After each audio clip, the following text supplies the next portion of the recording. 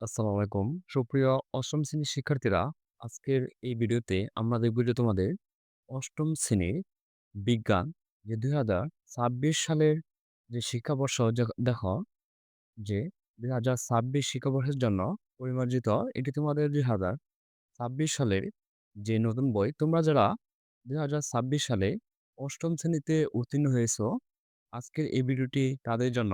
যে আজকে আমরা দেখব প্রথম অধ্যায় প্রাণী জগতের শ্রেণীবিন্যাস ১ থেকে ১২ পৃষ্ঠা।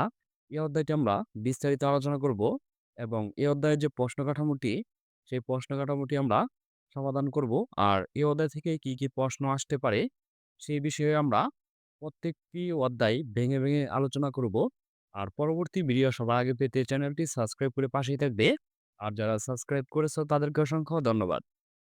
প্রথম অধ্যায় প্রাণী জগতের শ্রেণীবিন্যাস। পৃথিবীতে অসংখ্য বিচিত্র ছোট বড় প্রাণী বাস করে। এদের মধ্যে রয়েছে নানা রকম মিল ও অমিল। এ বৈচিত্র্যময় প্রাণীগুলো রয়েছে অনুবক্ষণিক যে প্রাণী অ্যামিবা থেকে শুরু করে বিশাল আকারের তিমি। প্রাণীর যে বিভিন্নতা নির্ভর করে পরিবেশের বৈচিত্র্যের উপর। ভিন্ন ভিন্ন পরিবেশে ও বাসস্থানে প্রাণী বৈচিত্র্য ভিন্ন রকম হয়। বিশাল এই প্রাণীজগৎ সম্পর্কে জানা অত্যন্ত কষ্টসাধ্য। যে সহজে সুশৃঙ্খলভাবে যে বিশাল প্রাণীজগৎকে জানার জন্য বিন্যস্তকরণ যে প্রয়োজন, আর বিন্যস্ত করার যে পদ্ধতিকে বলা হয় যে শ্রেণীবিন্যাস বলে। আর শ্রেণীবিন্যাস প্রাণীজগতের যে প্রাণীজগৎকে জানার পথ সহজ করে দিয়েছে। এখানে দেখো আমরা এই অধ্যায় শেষে তোমরা যা যা শিখবে, চলো আমরা এই অধ্যায়টি আমি যে ভালোভাবে যে বইয়ের ভাষা থেকে আমরা যে আরেকটু সহজভাবে যে জেনে নেই।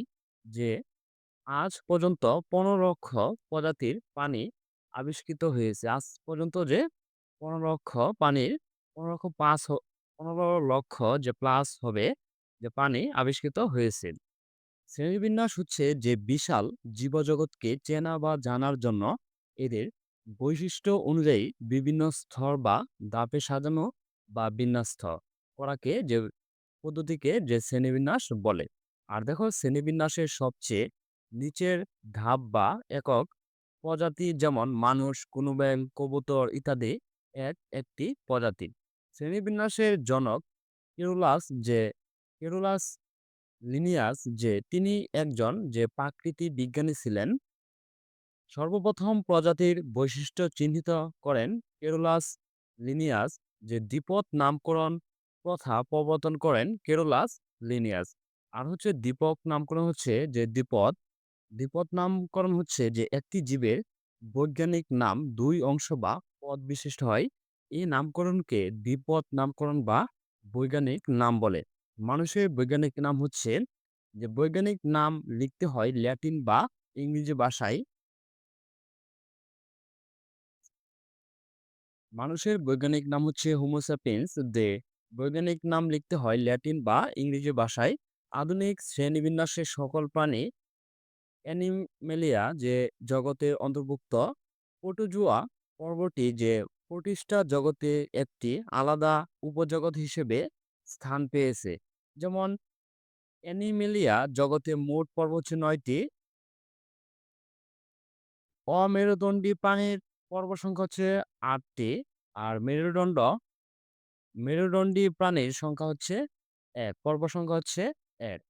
এখন যদি আমরা যেমন দেখে নেই অ্যানিমেলিয়া জগতের শ্রেণীবিন্যাসটি আমরা দেখি যে পর্ব, জগৎ এবং এবং অ্যানিমেলিয়া যে পর্ব হচ্ছে। এখানে দেখো পর্বগুলোই আমরা এখান থেকে দেখে নেই, যে এগুলো তোমরা খাতার মধ্যে বা মুখস্থ লিখে নিতে পারো। যে পর্ব হচ্ছে পরিফেরা, নিডারিয়া, প্লাটিহেলমিনথেস, যে নেমাটোডা, অ্যানেলিডা, অর্থোপড, মালাস্কা, একাইনেডার্মাটা। আবার দেখো যে কার্ডাটা হচ্ছে আবার উপপর্ব।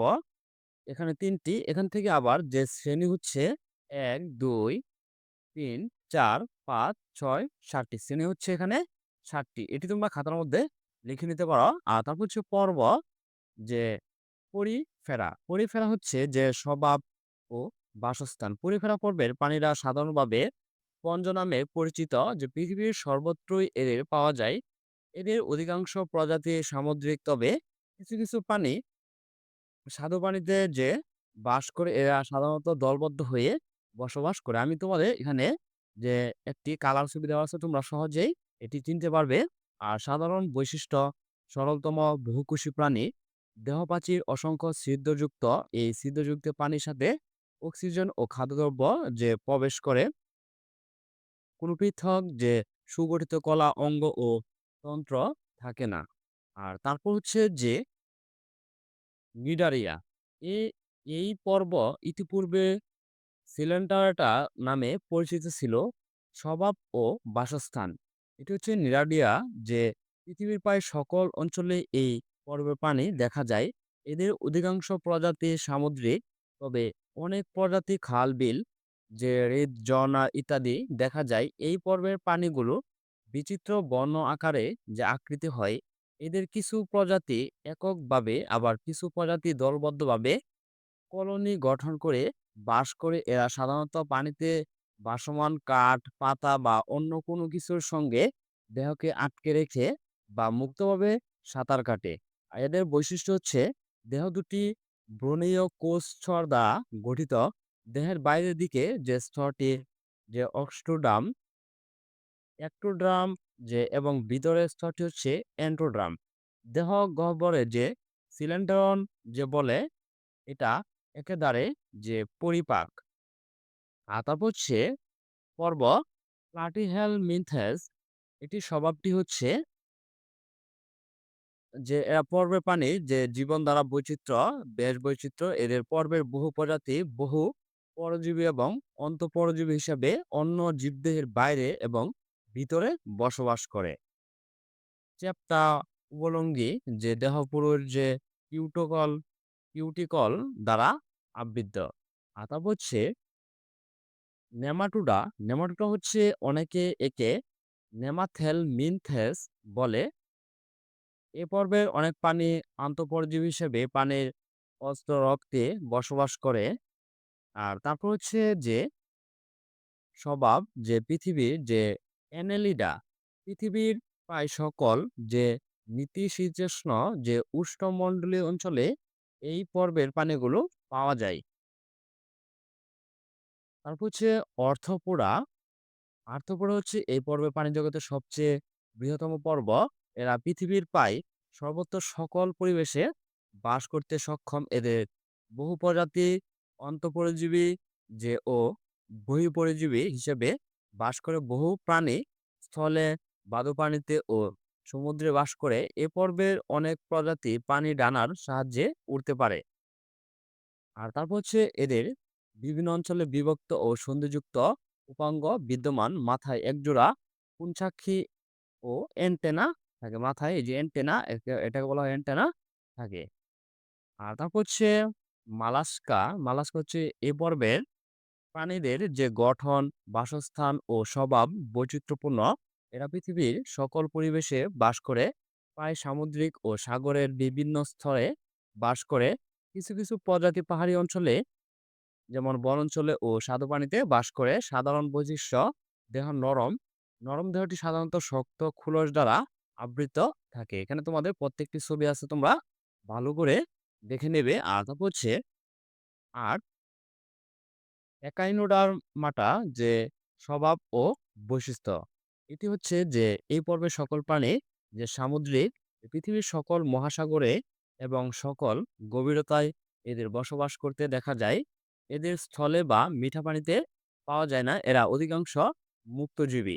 এটিকে বলা হয় যে তারা মাছ। এটি যারা যারা তোমরা কক্সবাজার গিয়েছ, এই তারা মাছটি সেই সাগরে তোমাদের পাওয়া যায়। যারা যারা গেছো হয়তো বা তোমরা দেখতে পারো।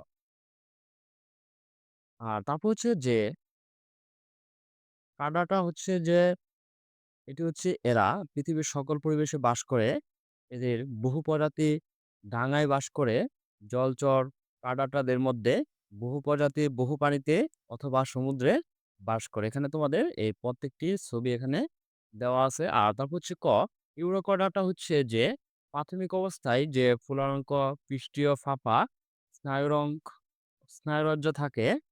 শুধুমাত্র লার্ভা দশায় এদের লেজে নটোকর্ড থাকে। আর তারপর হচ্ছে এটি হচ্ছে সেফালোডাটা যে জীবনী এদের দেহ নটোকর্ডের উপস্থিতি লক্ষ্য করা যায়। আর তারপর হচ্ছে যে এটি হচ্ছে শ্রেণী সাইক্লোস্টোমাটা যে লম্বাটে দেহে মুখ্য ছিদ্র গোলাকার এবং চোয়ালবিহীন। এদের দেহে আঁশ, আইস বা যুগ্ম পাখনা অনুপস্থিত ফুলকা ছিদ্রের যে সাহায্যে তারা শ্বাস নিতে পারে। আর এগুলো তো আমরা চিনি যে আবার দেখি নেই এই পর্বের সকল প্রাণী সমুদ্রে বাস করে। আর এটি হচ্ছে শ্রেণী অস্টিকথিস। এটি হচ্ছে অধিকাংশ স্বাদু পানিতে স্বাদু পানির মাছ। এটি হচ্ছে ইলিশ মাছ। শ্রেণী উভচর। আর এটি আমরা জানি যে বুক ভরে করে চলে, বুক ভর করে চলে। ত্বক শুষ্ক ও আঁশযুক্ত ৪ পায়ে ৫ টি ও নখযুক্ত আঙ্গুল আছে। আর এটি হচ্ছে দেহ পালকে আবৃত, যেটি হচ্ছে ডুয়েল। তারপর হচ্ছে শ্রেণী। এখন দেখো শ্রেণীবিন্যাসের ধাপ হচ্ছে এখানে ৭ টি। জগৎ, পর্বত, শ্রেণী, বর্গ, গোত্র, ঘন, প্রজাতি, এই ৭ টি হচ্ছে শ্রেণী বিন্যাসের ধাপসমূহ। শ্রেণীবিন্যাসের প্রয়োজনীয়তা যে নতুন প্রজাতি শনাক্ত করতে শ্রেণীবিন্যাস অপরিহার্য। প্রাণীকুলের মধ্যে পারস্পরিক সম্পর্কের যে বিভিন্ন তথ্য ও উপাত্ত পাওয়া যায়। ধীরে ধীরে প্রাণীকুলের মাঝে যে পরিবর্তন ঘটেছে, যা ঘটছে সেই সম্পর্কে ধারণা পাওয়া যায়। অসংখ্য প্রাণীকুলের যে একটি নির্দিষ্ট রীতিতে বিন্যস্ত করে গোষ্ঠীভুক্ত যে করা যায়। প্রাণীর মধ্যে মিল অমিলের ভিত্তিতে পরস্পরের মধ্যে সম্বন্ধ অর্জন করা, যে প্রাণী সম্পর্কে সামগ্রিক ও পরিকল্পিত জ্ঞান অর্জন করা, যেমন যে এককোষী প্রাণীকে একটি পর্বে এবং বহুকোষী প্রাণীদের ৯টি পর্বে ভাগ করা যায়। ধন্যবাদ শিক্ষার্থীরা, তোমাদের এই অষ্টম শ্রেণীর যে প্রথম অধ্যায় প্রাণী জগতের শ্রেণীবিন্যাস, এটি আমরা মোটামুটি এই অধ্যায় থেকে অনেকগুলো আমরা আলোচনা করে নিয়েছি। যে আমরা ছবিগুলো যে রঙিন আকারে অনেকগুলো ছবি আমরা দেখেছি, যে আরো সুন্দর করে আমরা প্রত্যেকটি লাইন বাই লাইন আমরা যে বোঝানোর চেষ্টা করেছি। আর পরবর্তী ভিডিওতে আমরা দেখব যে তোমাদের এই প্রথম অধ্যায়ের যে বহুনির্বাচনী প্রশ্নগুলো এবং যে সৃজনশীল প্রশ্নগুলো আছে সেগুলো আমরা সমাধান করব। নমুনা প্রশ্ন, বহুনির্বাচনী এবং সৃজনশীল প্রশ্নগুলো আমরা যে পরবর্তী ভিডিওতে আমরা সমাধান করব। আর এই অধ্যায় থেকে তোমাদের পরীক্ষার মধ্যে কি কি প্রশ্নগুলো আসতে পারে যে কমন উপযোগী, সেই প্রশ্নগুলো আমরা দেখব। আর পরবর্তী ভিডিও সবার আগে পেতে চ্যানেলটি সাবস্ক্রাইব করে পাশেই থাকবে। আর যারা সাবস্ক্রাইব করেছো তাদেরকে অসংখ্য ধন্যবাদ।